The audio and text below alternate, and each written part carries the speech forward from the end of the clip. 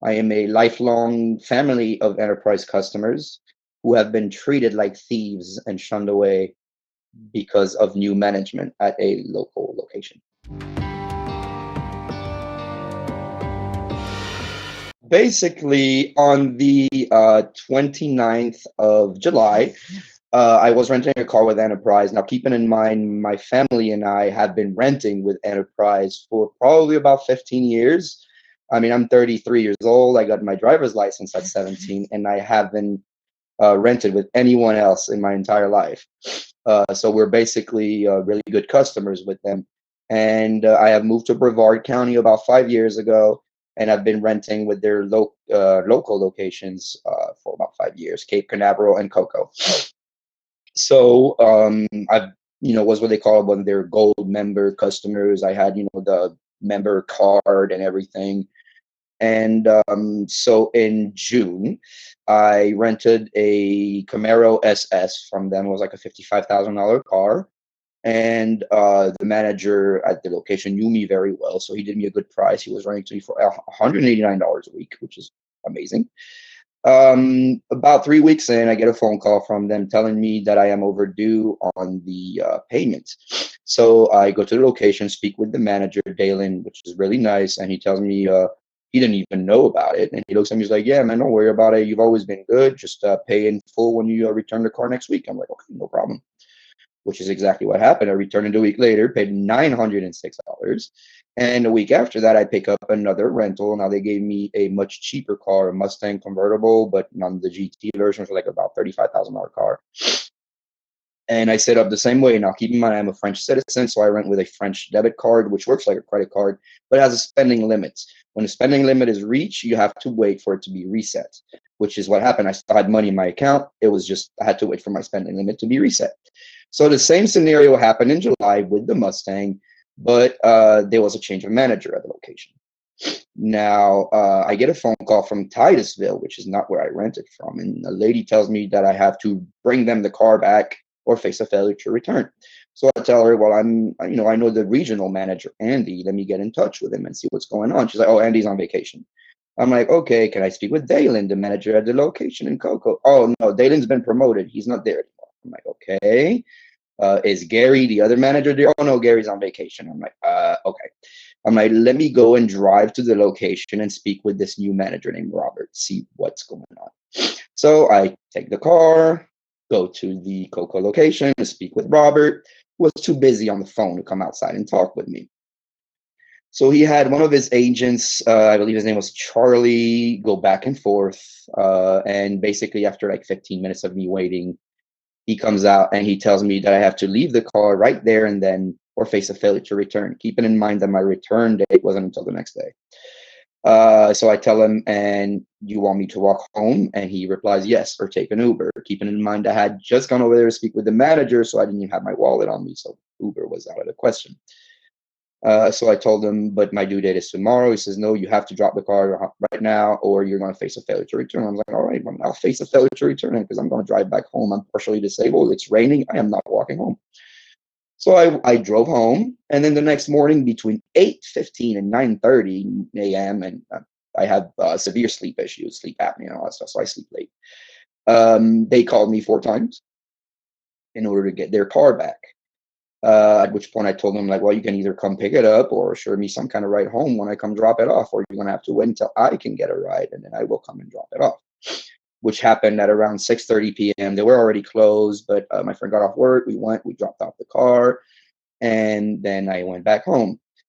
Since then, that was on the 28th of July, I have filed 6 complaints with corporate, with regional, with their customer service. Absolutely zero replies.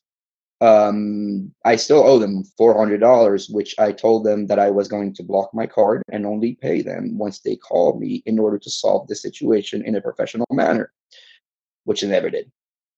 So after probably about 10 complaints, I finally get an email from the regional manager, Andy, who I had been in touch with for years, and he had at the time been really nice.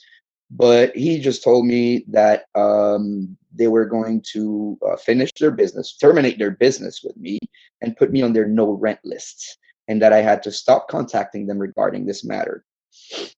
Um, and this is basically where we're at now. I mean, I have sent emails to their, I went on the lawyer website, found an email for their CEO, for their, like their VP and all that stuff. So I had 4 different high ranked emails, send them 3 emails, never gave me a single reply. And out of all the complaints I filed, everyone told me, oh, yeah, we're going to have someone from management or corporate reach out to you ASAP. And that never happened. Finally, I received a letter telling me that I was put on their no rent list and that if I set foot on their locations or in their vehicle, they could call the police for trespassing. They treated literally one of their bus customers, because I mean, I know every member of that Coco location by first name. They even have a French employee there. So when I go there, I speak French with them. So like I'm friendly with everyone. The guy who washes the car knows me by name. And literally when I go there and wait, I chat with him for 20 minutes. Like, you know, when I walk there, they know me. Like even if it's a new employee, he goes inside, it's like, oh yeah, everybody knows you in there by first name. We'll give you this car, give you your usual discount, blah blah blah. Like they always treated me very right. They treated me, you know, like you should treat a good customer. And that's why I always picked Enterprise, because I didn't see any point in going somewhere else when I had a place where I was getting treated right. You know, my expectation would have been that the Enterprise, at least their regional management team or whoever is above them, could have contacted me to try to resolve the situation, to apologize or something at least, you know. But they did absolutely nothing. They just ignored my complaints and my emails for 2 months. And then they just put me on their no rent list. Now, obviously, the guys told me that once you're on the no rent list, you're not coming off of it.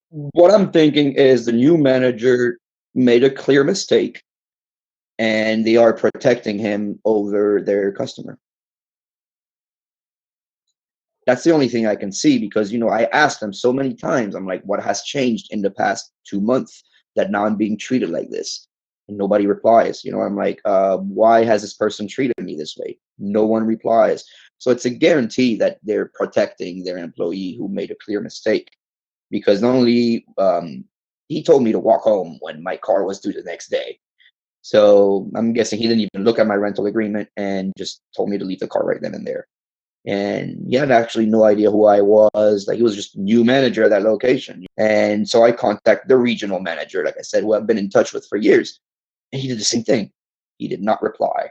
So that means that the regional I mean, something wrong was done and they do not want to face up to it. So usually when you're going to rent vehicles, I mean, I recommend going usually with the larger companies, because my mother has rented from a couple of rinky-dink renters out there and they try to upcharge for so many things that it's terrible. So usually, you know, I would recommend going with companies like Budget, Enterprise, Sixt, Avis, you know, these Hertz. But you also got to be careful that because of the COVID and all that stuff, a lot of these companies are selling their fleets out. So they are left with rentals that are at the end of their maintenance cycles and stuff like that. So you always got to be careful. And mainly, do not rent luxury at Budget, because their cars are not luxurious. What else could I recommend? And, you know, fight for your rights, man. You know, customers always right. They can't deny you. You know, if you have a paid rental, they got to put you in something, whatever the matter is. If they refuse, then just contact customer service and talk to someone higher up. That's just what it's got to be.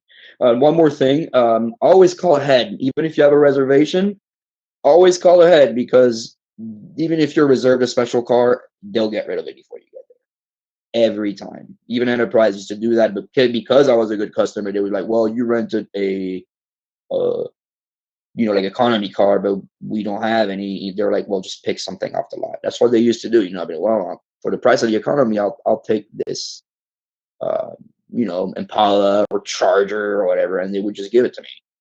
But you always got to be careful, because if you're not a known good customer, they'll just tell you they don't have a car and send you back home.